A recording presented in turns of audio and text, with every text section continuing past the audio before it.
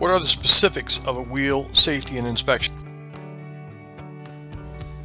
Here's your plan to reduce rim failures. The first bullet says remove all rims manufactured prior to 1985. Why remove all rims and wheels manufactured prior to 1985? Well, accumulated metal fatigue and the defects you cannot see. If you are not the original equipment owner and you don't know how many hours are actually on the machine, how many tire changes the wheels have had, and how the machine was used, or if it was misused, you have no way of knowing the condition of the wheels themselves. Err on the side of caution and remove them from service so you know what you're working with. Always clean and visually inspect all wheels and rims before returning them to service. You need to identify all rims by manufacturer and by design. Why? Because many parts cannot be safely interchanged between manufacturers. Different designs and profiles are produced by different manufacturers. Lock rings are critical components, and there are different profiles that your service personnel need to be aware of. You must match the proper lock ring design with its intended rim design. Number and track all your rims and begin non-destructive testing and a maintenance program. NDE is non-destructive evaluation. There are numerous factors that lead to wheel and rim damage and ordinary wear and tear. Remember that just because off-road wheels and rims are made out of steel doesn't mean they are indestructible. Operator abuse, misuse, or inattention should probably be at the top of the list because it is an important part of the causes of wheel and rim and tire damage. In a production environment, operators are pushing equipment pretty hard to get maximum production. In doing so, they're using all the horsepower and the high torque to maximum effect.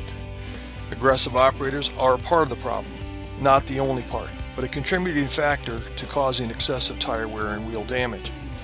So running down the list of leading causes of wheel and rim damage are high speeds, high loads, and cornering forces, too high or too low inflation pressures, radial tires, wheel and component mounting configurations, poor component fitment tolerances, failure to maintain proper nut and stud torque, accidental and impact damage to wheels and rims, and just plain neglect of wheel and rim servicing and inspections. What specifically are you inspecting for?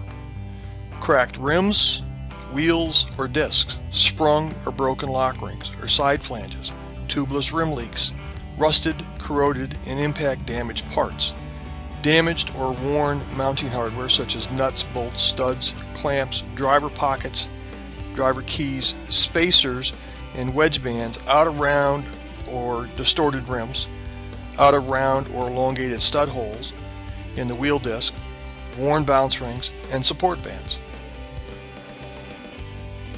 Here is what maintenance and service staff needs to be doing to make sure wheels and rims are safe and serviceable every day when they are doing their tire service work. Preliminary inspection. Perform visual inspection of all dismounted assemblies. Visually inspect wheels and components once properly trained to do so correctly. Wheels without serial numbers should be sent for inspection and entered into a tracking database. Verify in the tracking database if serialized wheels require an annual inspection. Multi-piece wheels consist of several parts. Here's a rule of thumb. Wheel components like bead seat bands, flanges, side rings, and lock rings are wear parts. They are going to need to be replaced. There are components that are exposed to the elements: grit, friction, metal on metal movement, impacts, and metal fatigue.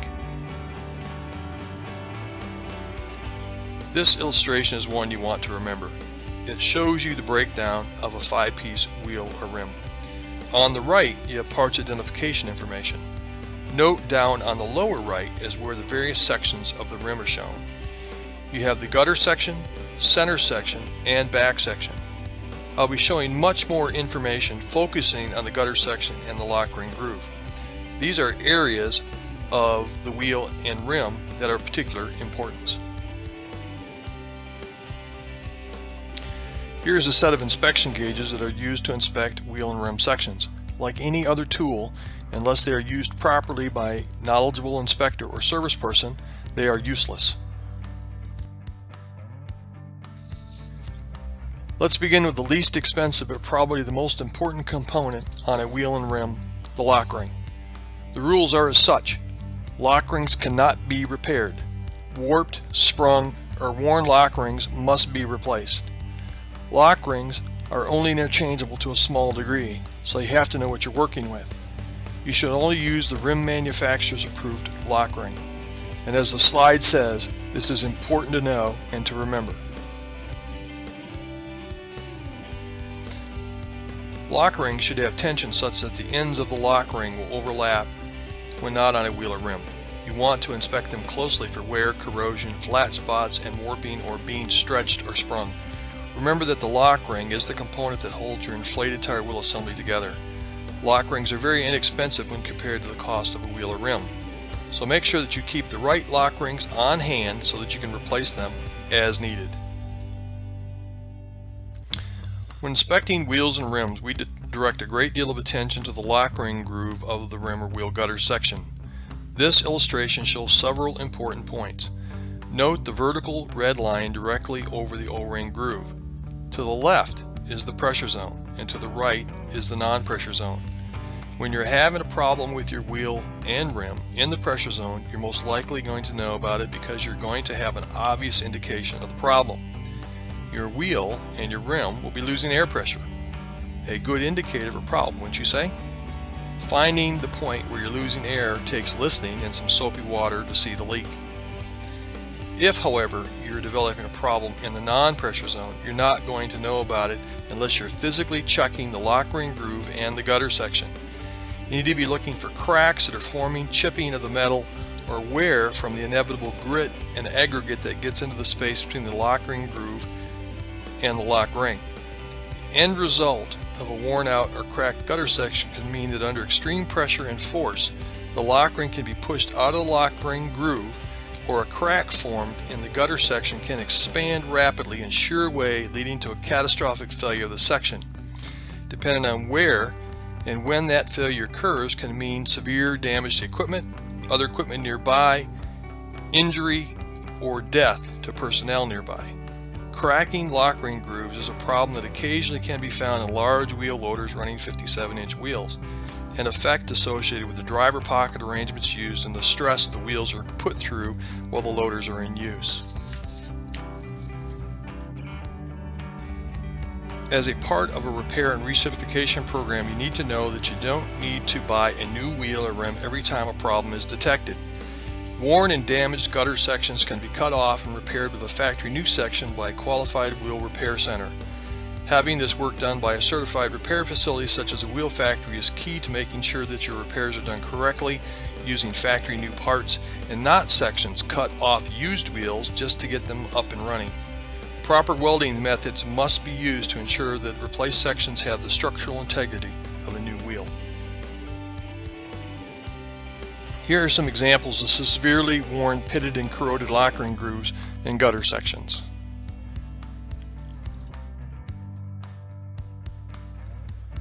This slide shows you how we check the wear of a lock ring groove using a go-no-go gauge.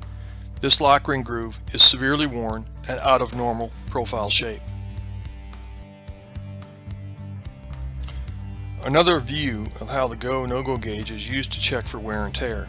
If the gauge won't drop down into the lock ring groove, it passes. If the gauge drops down into the lock ring groove, it fails. Why? The groove has sustained sufficient wear that it is prudent to replace the section for proper fitment with a new lock ring.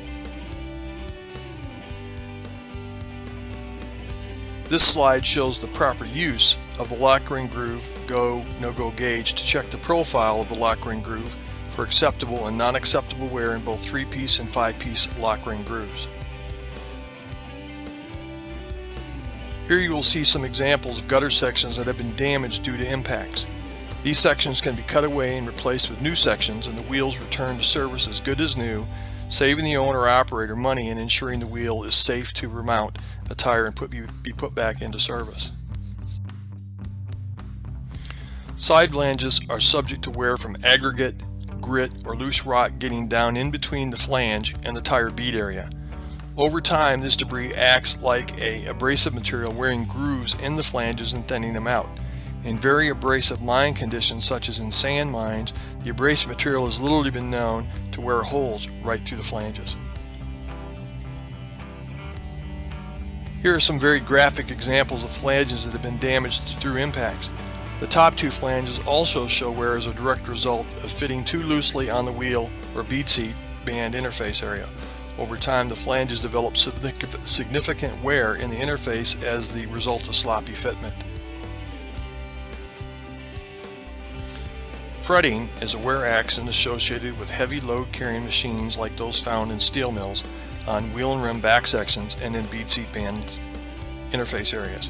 A combination of actions resulting from poor flange fitment, tire indexing, flange walking, not maintaining proper air pressure, and flexion action caused by radial tires will in time wear away the side flange interface area. This wearing away of the interface area creates additional stresses on the flanges, which speeds up the cycle of fretting action.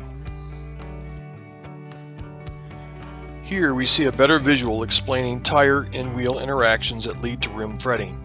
Under high torque, the drivetrain turns the wheel with the tire mounted on it. The tire wants to resist turning because one of its jobs is to provide traction, and the tire has a characteristic called rolling resistance, which means just that. The tire wants to resist rolling. The flange mounted on the wheel has a much smaller contact area at the side flange interface area. The side flange is supporting and pressing against the tire with a much greater contact area than it has with the rim base. The air pressure inside the tire is pressing the tire against the flange at the flange support area of the tire. The flange, because of its larger contact area with the tire, wants to index with the tire as the whole wheel and tire assembly is being forced to turn by the drivetrain of the machine. The wheel connected to the drivetrain is going to turn regardless. The tire slips, the flange slips with the tire, and it rotates against the side flange interface area on the rim back section. In addition, you have the tires radial flexing, pushing the flange down at an angle like a lever. All these actions repeated over a long period of time cause the fretting wear action and the constant flexing, resulting in accumulated metal fatigue in the flanges themselves, which lead to the flange wear like shown in the previous slide, or the flanges cracking and breaking completely. In the previous example, we mentioned the issue of tire indexing. Tire indexing is often associated with high horsepower cars and trucks. Tire indexing is also a major problem with high horsepower, high torque off-the-road equipment. Knurling is a common feature found on heavy-duty wheels to aid in the resistance of tire indexing. It is important to note that tire indexing is nearly impossible to stop. Most tires are prone to indexing to a certain degree. How much depends on several factors that we won't get into here. What is important to remember is that rim knurling is there to seat the tire and to help the tire beads mount up securely on the wheel bead seat areas and to resist tire indexing. Here is a classic example of a rim base and bead seat band damaged as a result of tire indexing and from the sort of wear that you get from the tire bead bundle pressing down on the knurling area. The customer sent in his wheels for repair because they were experiencing constant tire indexing. In this case, I have to note that the wheels were 13 years old when we got them. The bead seat band can be easily replaced. The rim base, on the other hand, had multiple other defects. In addition to the distinctive groove worn into the rim back section by the tire bead bundle pressing down on the rim and the constant tire indexing, there was significant corrosion pitting all over the rim base and the wear around the O-ring groove area. The disc was in remarkable condition, so it could be reused. In this case, a rim shell replacement and a new set of componentry, the customer got back a rebuilt, repaired, and recertified wheel assembly put back in service at a significant cost savings compared to having to buy a new wheel from their OEM equipment dealer. In the world of heavy equipment, all sorts of rim damage can be seen. Here are some examples of common wheel damage, such as shattered disc resulting from accumulated stress and metal fatigue. This type of damage can't be repaired, and the only solution is wheel replacement. Impact damage is very common, resulting in driver pockets being torn away from the rim. This type of damage is easily repairable and fairly inexpensive. Here's an example of flange wear in the back section of a wheelbase. Over time, the sloppy fit of the side flange, along with aggregate getting into this area, literally worked a groove or a channel in the back section of the wheelbase at the bottom of the side flange interface area. The only solution here is to scrap the wheel or replace the back section with a factory new section. Bead seat bands and wheel back sections provide necessary support to the side flanges, which in turn provide proper support to the tires. These areas must be thoroughly cleaned with a wire brush, sandblasted or shot blasted to get them to the cleanest possible state for a proper inspection. Special go/no-go gauges are available to check for excessive wear and loss of profile in these areas. In this illustration, you can see proper usage of a go/no-go gauge to check the wear of a wheelbase back section for a pass or fail test. Corrosion damage is a common problem encountered with older wheels that have not been dismounted in a long time. Moisture in the air condenses and mixes with dust or particles in the air. This mixture can become acidic and corrosive and eats away at the metal. Products like Tire Life produced by Fuller Brothers can prevent this, as well as providing valuable benefits to preserving and conditioning and extending tire life. Wheel stud holes are a frequent defect we see in wheel discs, caused by not maintaining recommended stud or nut torque or tightness. When the studs work loose, then a chain effect of damage begins to occur, resulting in worn, egged out, and broken bolt holes. When all the studs come loose, the wheel will run loose on a hub, resulting in pilot hole damage. These kinds of wheel problems can be fixed with a disc replacement. More examples of bolt hole damage and the results of running the wheel loose on the hub. You can see here in the lower picture an example of severe pilot hole damage caused when all of the wheel studs are running loose for a longer period of time. The only solution to fix the problem is a new disc replacement. Earlier in the presentation, we mentioned it is important to properly identify wheel parts by part number and manufacturer. For the most part, lock rings are not interchangeable. Here is an example of an improper assembly using the wrong lock ring. What can be repaired? Every part of a multi-piece wheel can be repaired or replaced. Back sections, center sections, and gutter sections can all be replaced with factory new sections. Cracked circumferential welds can be re-gouged and re-welded. Support bands, bounce rings, discs, and driver pockets can all be replaced. Components like flanges, bead seat bands, and lock rings can all be replaced with new parts. However, some wheel damage is beyond repair, such as the wheel in the picture. Damage like this is beyond repair, so just replace it. There are many kinds of discs used in wheels. When dealing with flat plates or formed discs, they can be cut out, machined out, and replaced with new discs. In the case where the disc is still good, it is possible to do a rim shell replacement to make the wheel new again. Naturally, all this has to be balanced between cost of replacing the wheel with new ones versus the cost of doing the repair. Some repairs are just not cost effective, so replacement is the only logical solution. Special types of wheels like scraper and slag pot hauler wheels can be repaired and reconditioned. These wheels used on these types of machines are extremely expensive to replace. So what are your choices if your wheel can't be repaired or if it isn't cost effective to repair one? Well, purchase a new replacement wheel from the OEM or from a wheel supply company. If there are no in-stock replacement wheels available anywhere, then a custom-built wheel will need to be built.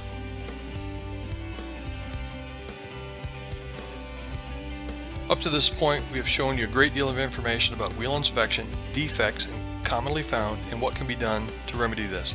The bottom line is that this can all be done internally by your staff. You just need to set up your own program, train sufficient staff on all the kinds of wheels that you're running in your fleet, ensure that they can properly identify all the wheel parts by part number, make sure that they know what does and does not fit together, clean and inspect all your wheels and wheel parts to check for defects, create the documentation for tracking your wheel, send out the wheels that need repair, and order new replacement wheels as scrap wheels are discovered. Sounds a bit overwhelming. Or you could outsource the whole program to a qualified inspection and wheel repair service and have it done by the professionals. You can get all your wheels and rims inspected, repaired as required, recertified, and re-warranted.